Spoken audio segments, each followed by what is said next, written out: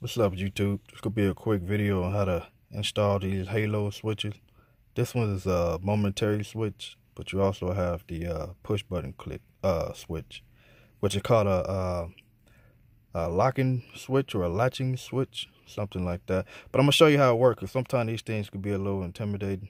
This is a 5-prong, so it has 5 prongs in the back. This one comes with a wiring harness to it. Give me a second. I'm gonna take the wiring harness off so I can show you how the back of the switch actually look. All right, this is how the switch actually look without the included wiring harness. You can get it without the wiring harness, but I just bought the one that had it. Make your life a little easier. And on this switch, I don't know if you can see that, but let me turn my light on. See. Nope, that didn't help. That didn't help. But on the switch, you have your negative and your power. Now, this switch, the power is to my left, and then the ground is to the right, and then you got 3 prongs going down the middle. And since the camera won't pick them up, the very top one says NC, the middle one is N0 or NO, and the last one is C. So you got NC, NO, and C. Now, what you want to do is, these things, they work different ways, the 5-prong.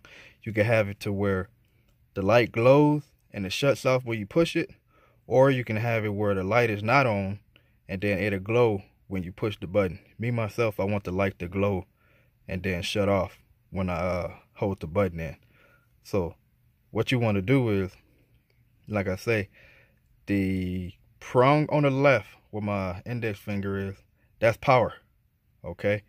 Now you want to, how can I say? You want to splice power and this middle prong. You have the 3 going down, the one in the middle where my finger is. You want to put those together, okay? So power. A lot of times they use NO, NC, C, power, ground. Me, myself, I ain't an electrician. I don't know what all that means. I'm used to power and ground, okay? So you got to break it to me in simplest terms. So that's what I'm trying to do for those who need it. So you got power on the left. You want to splice power and the middle prong together. So if you have the harness, I'm going to show you how I did it. The harness is a little easier. Now, if you had a harness, all you got to do is twist it together. So as you can see, instead of splicing it, I just twisted them together. You got power red, and then that middle prong, which is, I forgot what it was. That middle prong will say NO. So this green wire is NO. I forgot what it stands for, but like I said, it's for those who don't know and don't care, it's not important. So just put the if you have the including harness from the 5-prong, just put the red wire and the green wire together, splice them together or twist them together, and then you have your ground. Let me get this right. Bunch of wires right here. Ground, always black. Sometimes it's brown. Depends on what you're dealing with. But for these switches, ground is black. So you got your black for ground. Then red is power, but you go splice it in with the green. Now, the most important part, the one that, how can I say, that was, that I needed to know for sure, was which one was the accessory. You know, they keep saying NO, NC, C, and all that kind of stuff. I need to know what accessory. Now, accessory is gonna be the 3rd one from the top. This one right here where my thumb is. Accessory means whatever you trying to turn on, activate, whatever the case may be, hook it here, this 3rd wire, okay? So just to reiterate and go over it, the top wire be honest with you, I had no clue what that's for. I don't use it. So what you gonna do is take the power where my thumb is, splice it in with the middle one, which is, I believe I said NO. Those two don't go together. I showed you on the harness. I just twisted them together like that, okay? And then on the, there we go.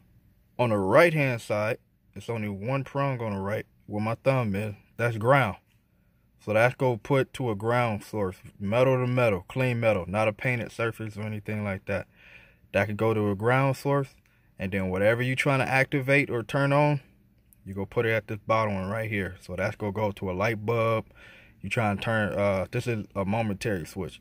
So if I'm trying to make it a horn, put my horn wire right here. If I'm trying to start my car with it for the starter, put my starter wire right here.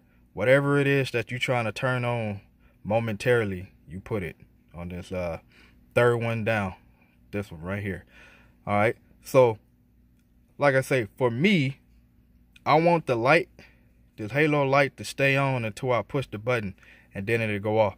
So you will hook it up the way I just told you if you want it like that. Okay, now if you want the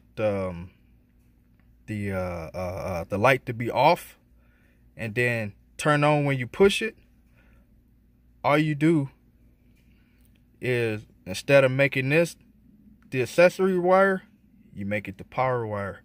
Meaning you put power to this wire, okay, and then you make that your accessory wire. So you just flip them, and then this light will be off until you press it, and then it'll come on.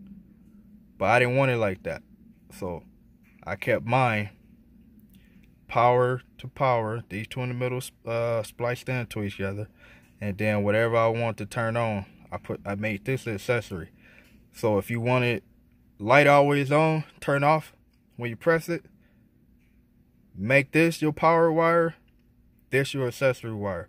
If you want the light to be off until you press it, make this your power wire, and then this is gonna be your accessory wire. Okay, so remember, whichever one is your power wire, you have to double it with the one in the middle. All right, so how I want it, power, double it, one in the middle. If you want it the other way, power, one in the middle, accessory. All right, so hopefully that helps out. You know, I'm gonna give you a little demonstration how I have it right now. So just to show you how that halo is in the center, I'm gonna plug it up and show you. All right, there you have it. I plugged it up, and you can see that halo. It's pretty nice. I actually like it. The halo is pretty bright, you know, looks real good. They come in different sizes. This is a 16 millimeter, and for me, it's kind of small. I started to get the 12. The 12 would have been tiny, so it go up to 19 millimeter. If you go make it your starter button, get a 19. It'll be bigger. This one isn't bad, you know, 16, but kind of small for me. It's not that big. It might look big on camera, but this button, it isn't that big. It's about the size of my fingertip. Yeah, about the size of my fingertip. So it's not all that big. It's decent though. You know, they cheap. They was, I think, like $7 each or whatever like that. So it don't cost a lot of money, but they real nice. It's just that these is a little harder to work with because it has more than, it has 5 prongs. You can get it up to, I think, 6 prongs, 7 prongs, something like that. But just a quick video. There's other switches that don't have this halo. They only 3 prong, easy, power, ground, accessory. Those are the ones I'm used to, and those are real simple to hook up. Accessories, whatever you want to turn on, power, go to a 12-volt source, 9-volt, whatever the case may be, and ground go to ground. Those is real easy. But these, when I saw 5 prongs, I was like, oh my goodness. So hopefully this helped out, and if you have any questions, hit me up, comment below, and thanks for watching. God bless.